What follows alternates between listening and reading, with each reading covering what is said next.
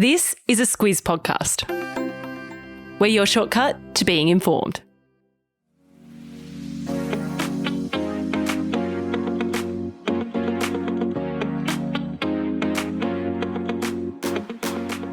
The weekly wrap is the week in news and what's coming up. I'm Kate Watson. And I'm Claire Kimball. Ceasefires were a big theme this week, so we'll start there. Then we'll get into the ACCC findings out of the supermarket inquiry, followed by a big report on trust and the Netflix series, Claire, Adolescence, which has started some big conversations. Sure has. In what's coming up, there's a federal budget coming up next week and a big announcement about the Brizzy Olympics. A bit of a farewell from me at the end also, Claire, and a few other important announcements from the Squiz. I know we keep saying farewell. You're just going on parental leave. Yeah, but just for a little while. Yeah.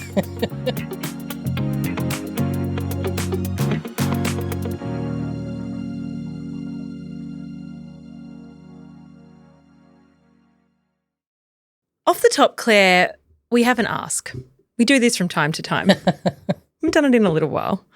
But for a long time now, we've been talking to you all about our digital literacy program, Newshounds. It's being completed by thousands of classrooms around Australia, and it's our contribution to the effort to ensure we're able to handle as a nation the threat of mis and disinformation. We think educating primary age kids on how to stop, think and check information online is a good way to do that. Really good way to do that. The Squiz has underwritten that as a business. We've had really excellent support from Google as well to do that. But we won't be able to do it forever. So we're really looking to fast track as many kids as possible into doing this course, and we want federal government support for it. You, me, but mostly Bryce Corbett, Squiz Kids director, have met with every politician you can think of. Name a politician, we've met with them, every advisor. And so far they say they love it. The Prime Minister even said he loved it on it. Loved the podcast we did with him. But no funding's been forthcoming. This election is our last shot. Yeah, we're being as opportunistic as we need to be. We would like to get this funded. We're in a federal election cycle now, so these are the levers available to us. What we want you to do to show the politicians that there is really good support for it, so we're coming to the ask bit of this. Can you jump online? The link is in the episode notes to sign a petition supporting Newshounds. Asking the government to fund this program. As you said, the link is in your show notes. It's something that we have asked you about and you said you really care about, so we're hoping as many of you as possible will do that for us. Or you can just head to squizkids.com.au. It's up in lights on the website. On to the business of informing though, Claire. That's actually what we're here to do. The news. First, a shout out to Butch Wilmore and Sunny Williams. They are the two NASA astronauts who returned to Earth this week. They were the duo. They went to the International Space Station for a week, ended up staying 9 months. I reckon I certainly heard about this from you, and I think a lot of squizzers would have heard about it from us. Weekly wrap, exactly right. And I remember when that happened, there was sort of this little story on CNN on their website, and when it came to looking for the news of the week, I was like, whoa. Yeah. That's something. Poor astronauts stranded. It wasn't getting much pickup. Not in those days. Yeah. But certainly it did gather ahead of steam, that's for sure. So Butch and Sunny, they were the first people on a manned flight for the Boeing Starliner. It was built to transport crew to and from the International Space Station. It's sort of part of this new era of space travel. It is. To get technical for a moment, they noticed a small helium leak before departure. They thought it could be patched up.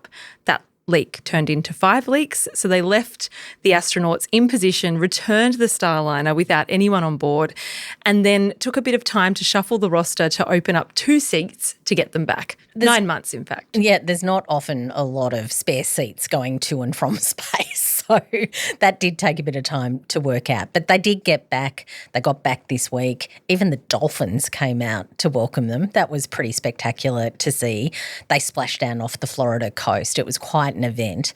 One bit of reporting that I really enjoyed was from the New York Times, and it went into what sort of overtime payments have these two people been paid, because they went on a work trip for 8 days. They ended up being seconded for 9 months. So surely there's got to be something in it for them. No, there's not. Yeah. So Butch and Sunny are on about $150,000 US a year as their salary. I kind of expected astronauts to get maybe I know. 200K. I hadn't thought a lot about it, but that doesn't seem like a lot for all you have to go through to get to space. Exactly. 150K. They're government employees because they work for NASA. There's no overtime. There's no bonuses. Because they were travelling for work, though, they do get an incidental budget of $5 a day. This can't be real. No, it is real. So they get, for all of their troubles, beyond their salary, a payment of just a little bit over $1,400. I mean, you've said here they're not in it for the money. We're sort of saying that. But I mean, I guess as an astronaut, you could probably do external engagements that might give you a bit more of an income. You would think. Well, not while you're stuck in space. You'd think maybe they would be big on the speakers circuit now about resilience and dealing with things when things go vastly off track. Maybe a book deal. Book deal could be good. Yeah. It is really interesting. I'm so glad you pulled that out. We're on to ceasefires, though. That seemed to be sort of the theme of the week. Starting in Gaza, the ceasefire there between Israel and Hamas is essentially over. Israel resumed attacks on Tuesday. Yeah, so phase one of that ceasefire agreement came to an end. Andrew and I talked about that on Weekly Wrap. It was the kickoff then of discussions about what phase two would be. Phase two, remember, was the biggest and most difficult part of this ceasefire agreement. It would see all of the hostages taken from Israel returned, also Israeli troops getting out of that Palestinian territory. Those talks were just starting up and so far they've failed. And because of that, Israel has resumed its ground operations in Gaza. They've also launched airstrikes. The Hamas-run health ministry says those have killed more than 430 people. Israel has warned they're going to keep doing that unless Hamas releases the remaining hostages. Yeah, so Israeli Defence Minister Israel Katz has said that essentially this week those resuming of hostilities has been a last warning to Hamas to return the 59 hostages. They think 24 of them are still alive. The rest have died there. That's a condition from Israel now to get the ceasefire talks back on track, release the hostages, and then we'll return to the table. So they also say that as part of that, what they're doing is actually resuming the hunt for Hamas terrorists within the Gaza territory. In summary, we're sort of back to where we were a few weeks ago before this deal was done. Since they fell into this 2-week period of negotiating, what's next is that Israel has halted aid deliveries into Gaza. The UN and aid agencies say that's exacerbating the humanitarian crisis there. Supporters of Israel say Hamas hasn't done enough to keep the ceasefire in place, including their rejection of extending phase one of the agreement. Lots of blame being thrown around. Yeah, there sure is. The experts aren't hazarding much of a guess about what's going to happen next either. It's very, very uncertain. But if you're thinking, just sort of looking at all the news and thinking that that issue was on track to being resolved, it certainly is not. It's back on. So that's been huge this week. More hopeful are discussions on a ceasefire agreement for Russia's war on Ukraine. There's a bit of nuance to that that's worth clocking. So Presidents Vladimir Putin and Volodymyr Zelensky are each supporting a 30-day pause in attacks, and this is the thing to clock, on energy and infrastructure, so things like power plants and refineries. Putin has not agreed to a full ceasefire. That was the thing that US President Donald Trump had proposed. Yeah, and the reason to point this out is Ukraine was on board with a full ceasefire and they were pressing Putin to agree, but he's had issues. Vladimir Putin has issues with that. Yeah, including that he would only agree if foreign countries cut off military and intelligence to Ukraine, and that's a demand that Trump has not agreed to. Yeah, so I guess if we're taking a glass half full approach, at least the two sides are talking, with Trump and US officials as the go-betweens. That could be the basis for a broader ceasefire deal. Yeah, so this fight has been going on for 3 years and it's the closest they've come to actually having serious talks about ending it. To get Russia to agree to stop attacking Ukraine's vital infrastructure is really something. So it is a big development. But the fighting on the front lines of the war continues. There are Putin critics who say that he's just doing enough to keep Trump on the hook and to keep Trump happy while he continues to press home an advantage that he has in this war. Yeah, and it's interesting looking at the commentary of this, looking at the analysis and probably what you might read a bit over the weekend is that there's a conversation going about, has Zelensky done a really good job in rescuing his relationship with Donald Trump in order to get to this point? Or maybe Trump's going to pull this off in his own unique way. Who knows? The other key person in all of this is the UK's Prime Minister, Keir Starmer. He's continuing to push European leaders and other allies to come to Ukraine's aid. By the end of the week, he'd convened a meeting with more than 20 countries to discuss proposals for troops in Ukraine to help guarantee the country's security as part of any peace deal. Yeah, so after that call last weekend... this is the Coalition of the Willing. Exactly. We led the Squiz Today on Monday with this Coalition of the Willing talks, and that Prime Minister Anthony Albanese had indicated that he would consider deploying Australian troops to that peacekeeping force if it is to come off. No more details on that this week, though.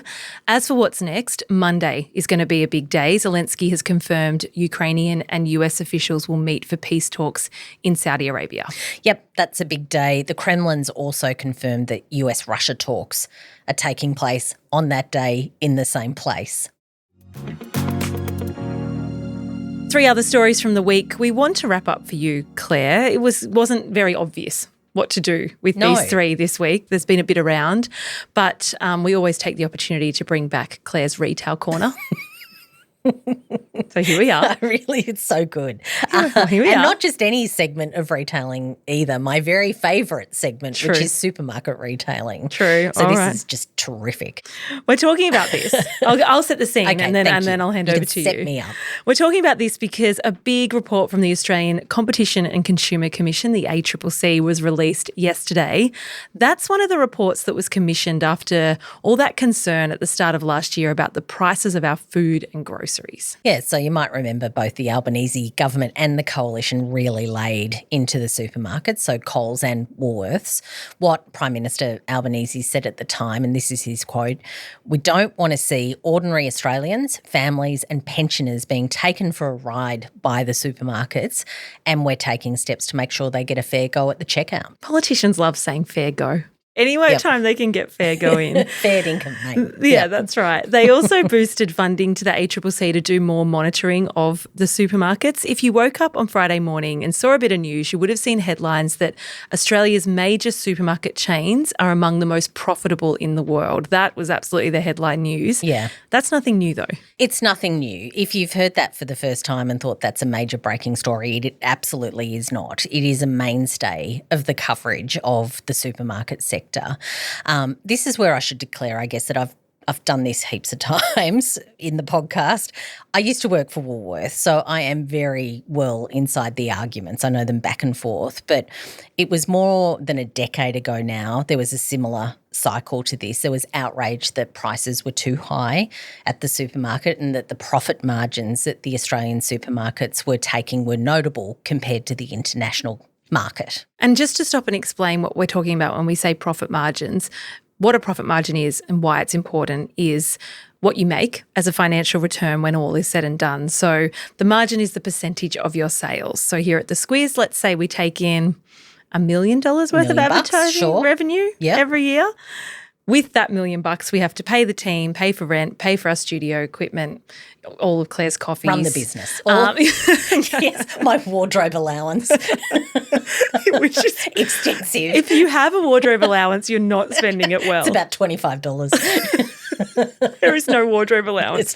There's no makeup department here. Definitely no makeup and hair. No, but let's say that what's left over is then our profit. Yep. Hopefully we have some. Say we have $100,000 left over. It's easy maths. Our profit margin would be 10%. 10%.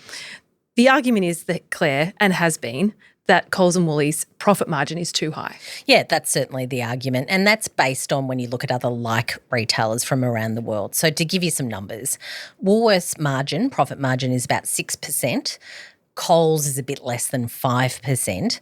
When you look at the United Kingdom, so Tesco and Sainsbury's, they struggle to get 3%.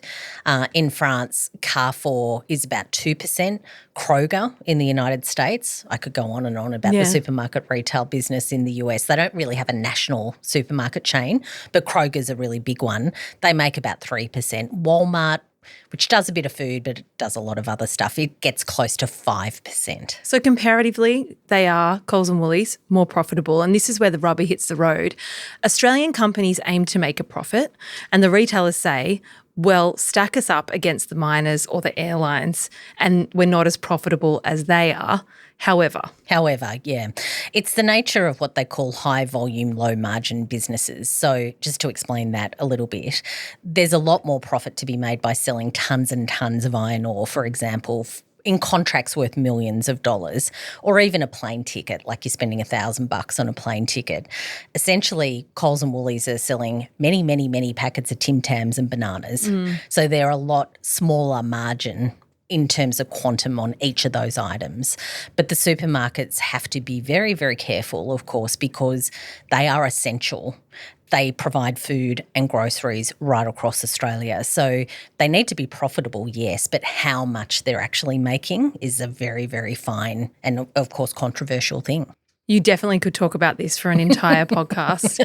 But long story short, what we saw this week was that the ACCC didn't find the supermarkets have done anything wrong. However, the regulator has made recommendations to improve competition in the supermarket sector, make a difference for consumers, and give suppliers fairer bargaining conditions.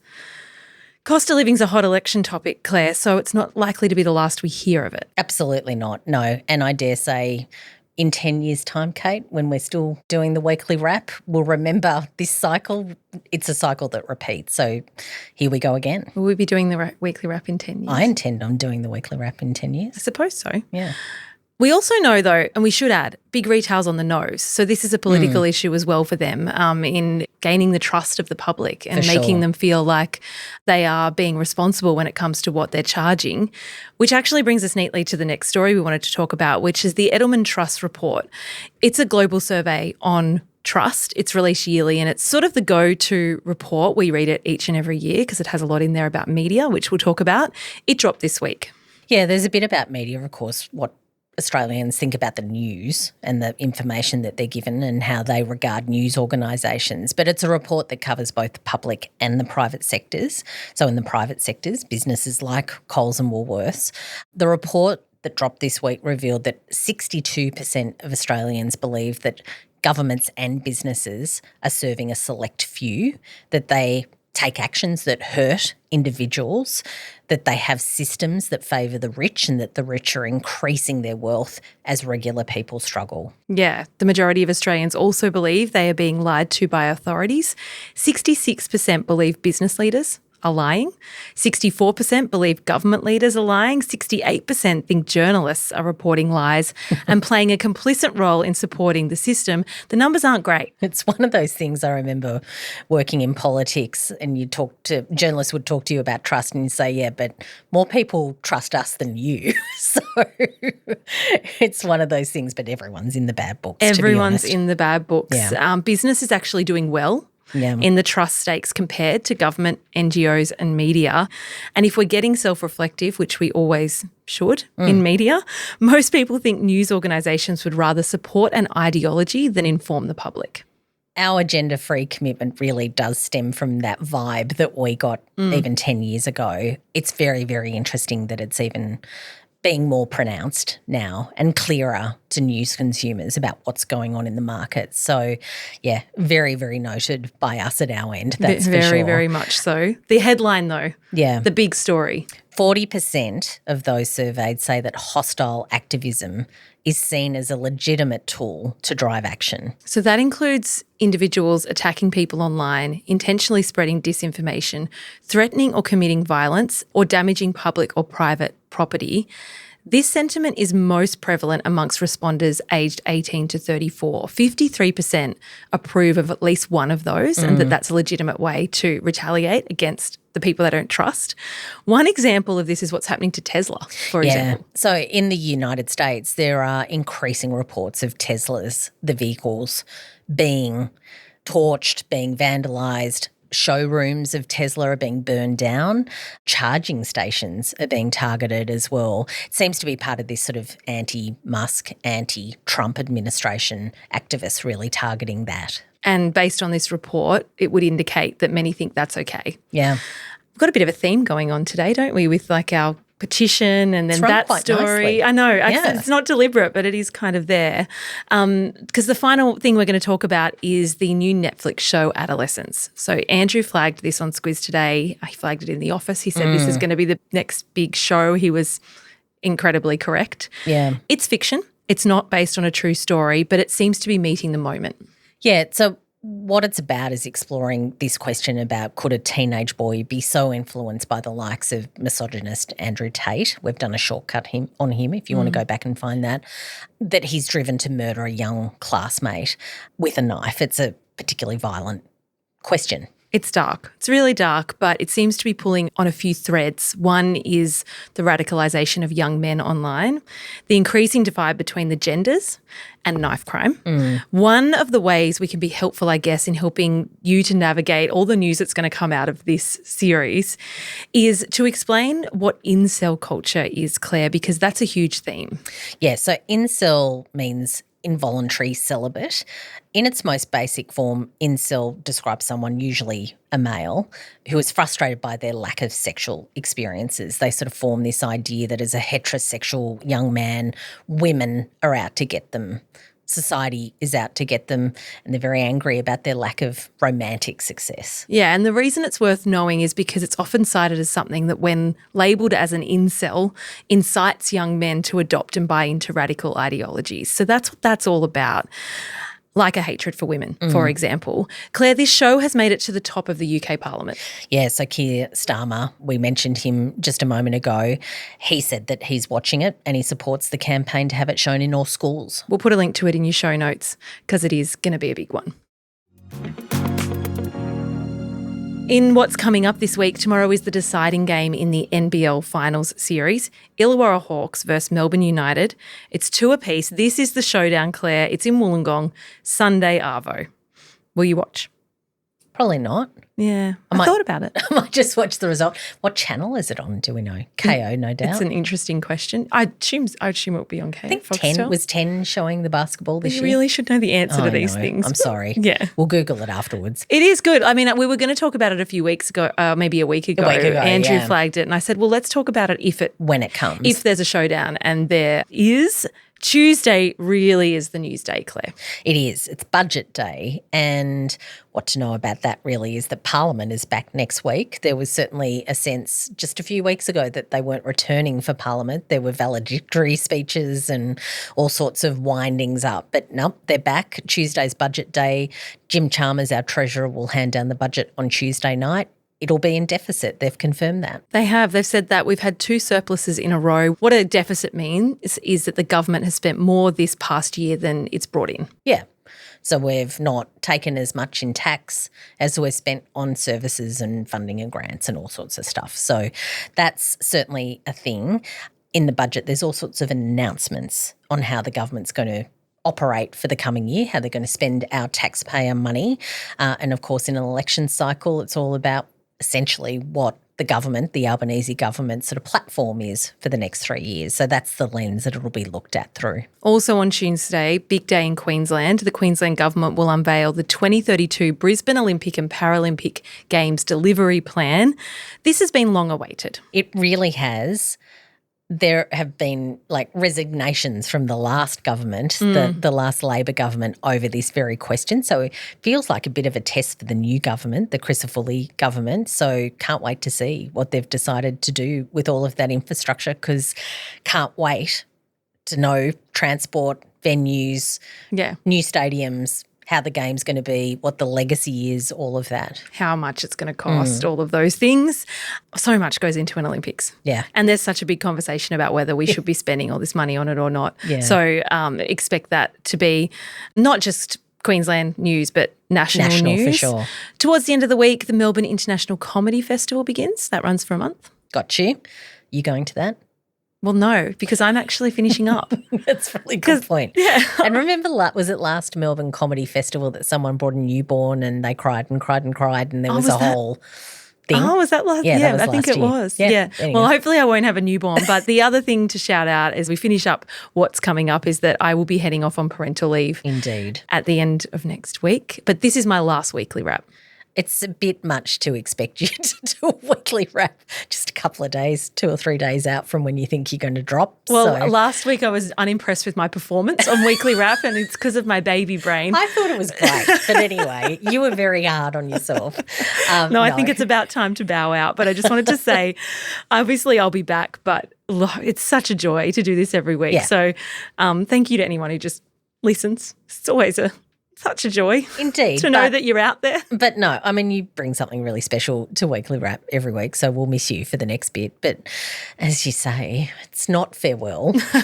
I'll definitely be back. You'll and be back, yeah. In the meantime, Andrew Williams will be filling in for me, and we're also working on one other person. Yes, it's exciting. ... Squiz recommends my final recommendation is super soppy. Yeah, let's go. Go for it. So last week I said to you all, she said, what am I doing on the weekend? And I said, well, Mum and I are going along to a talk by Gemma Sisia. Gemma Sisia is an Aussie girl from regional New South Wales. She's the founder of the School of St Jude's in Tanzania. She started it in 2002. Wow. She had 3 students then. She now has 1,800 students, many, many alumni. Her philosophy is that education for the smartest and poorest is the most important thing for that part of the world.